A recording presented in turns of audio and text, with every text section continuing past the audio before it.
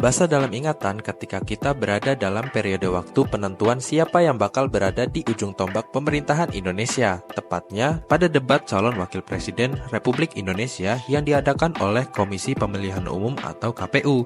Wakil presiden terpilih yang kala itu masih berstatus sebagai calon, Gibran Rakabuming Raka, menyinggung tentang Carbon Capture Storage atau CCS kepada calon wakil presiden Profesor Mahfud MD.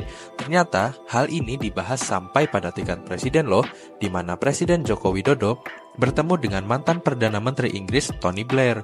Kira-kira sepenting apa ya Carbon Capture Storage ini? Duduk manis, kita bahas bareng.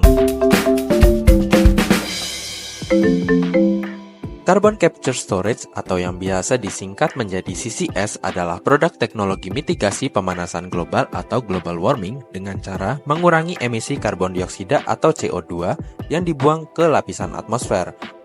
CCS ini punya serangkaian proses yang berkaitan, dimulai dari pemisahan dan penangkapan karbon dioksida dari sumber pembuangan gas atau flue gas, pengangkutan karbon dioksida ke tempat penyimpanan, dan penyimpanan ke tempat yang aman. Serangkaian proses itulah yang termasuk ke dalam alur teknologi CCS dalam mengurangi emisi gas berbahaya agar tidak secara vulgar dibuang ke lapisan atmosfer.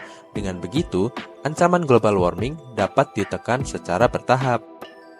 Pemisahan dan penangkapan karbon dioksida dilakukan menggunakan teknologi absorpsi, sesuatu yang melekat akrab di dalam dunia industri. Penangkapan gas karbon dioksida biasanya sering dilakukan dalam proses produksi hidrogen, baik dalam tingkat laboratorium maupun komersial. Pengangkutan tersebut dilakukan menggunakan pipa atau tangki gas seperti gas pada umumnya, yakni LPG ataupun LNG. Sedangkan penyimpanan dilakukan di dalam lapisan batuan di bawah permukaan bumi yang dapat menjadi perangkap gas agar tidak terlepas ke atmosfer dan dapat diinjeksikan ke dalam laut pada tingkat kedalaman tertentu. Dilansir dari International Energy Agency atau IEA, volume emisi karbon dioksida yang dihasilkan akibat pembakaran bahan bakar fosil mencapai 56% dari total semua emisi global. Persentase tersebut berasal dari sekitar 7.500 instalasi besar pengemisian karbon dioksida atau Large Stationary Point Sources yang telah mengemisikan lebih dari 1 juta ton karbon dioksida setiap tahunnya. Lebih lanjut, IEA menyimpulkan bahwa jumlah tersebut berasal dari PLTU dengan komoditas batu bara menjadi sumber emisi utama lebih dari 60%. Selain itu, PLTG menyumbang sebesar 11%, PLTD sebesar 7%, dan industri lainnya menyumbang sekitar 3-7%. Melihat jumlah tersebut, upaya yang dilakukan untuk mengurangi emisi karbon dioksida dalam jumlah besar akan lebih logis jika dilakukan dengan penangkapan gas karbon dioksida yang dihasilkan dari gas buang pembangkit listrik. Akan tetapi, penangkapan gas karbon dioksida ini tidak semudah membalikan telapak tangan, karena karakteristik beragam yang dimiliki oleh gas itu sendiri, seperti karakteristik bertekanan rendah dan konsentrasi gas yang juga rendah. Menyikapi karakter tersebut, proses tambahan dalam menangkap gas turut membutuhkan energi yang cukup besar untuk pemisahannya. Kompleksitas ini yang menjadi tantangan ke depan dalam membuat proses penangkapan karbon dioksida agar lebih efektif dan efisien. Meskipun inovasi teknologi CCS cukup menjanjikan dalam menangani sumber emisi karbon dioksida terbesar seperti pembangkit listrik maupun pembuangan proses industri lainnya, sebelum mencapai tahapan efektif, efisien, dan tepat sasaran masih terdapat PR mulai dari perbaikan teknologi, legalisasi, dan juga pembiayaan. Rencananya, teknologi CCS akan diterapkan di Indonesia dengan bantuan dari berbagai pihak, salah satunya oleh Tony Blair Institute for Global Change yang dimiliki ex-Perdana Menteri Inggris yakni Tony Blair. Selain mendukung upaya dekarbonisasi dan penekanan global warming, CCS juga diproyeksikan akan menjadi sumber perekonomian negara. Lebih lanjut, pemerintah akan melakukan upaya yang lebih mengerucut agar penyelesaian cepat dilakukan. Selain itu, kerjasama ini juga membahas skema pembagian profit bagi Indonesia dengan Tony Blair yakni sebesar 70% untuk Indonesia dan 30% untuk pihak investor.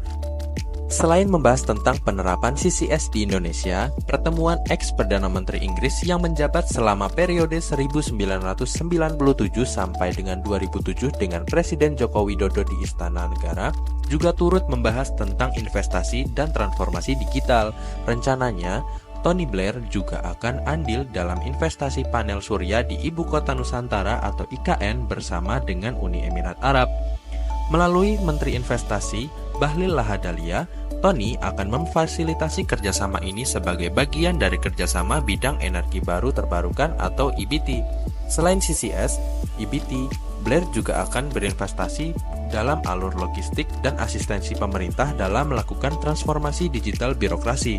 Untuk hal transformasi digital, pemerintah juga telah melakukan riset dan diskusi dengan negara yang telah berhasil menerapkan digitalisasi seperti Estonia, Australia, sampai Jepang.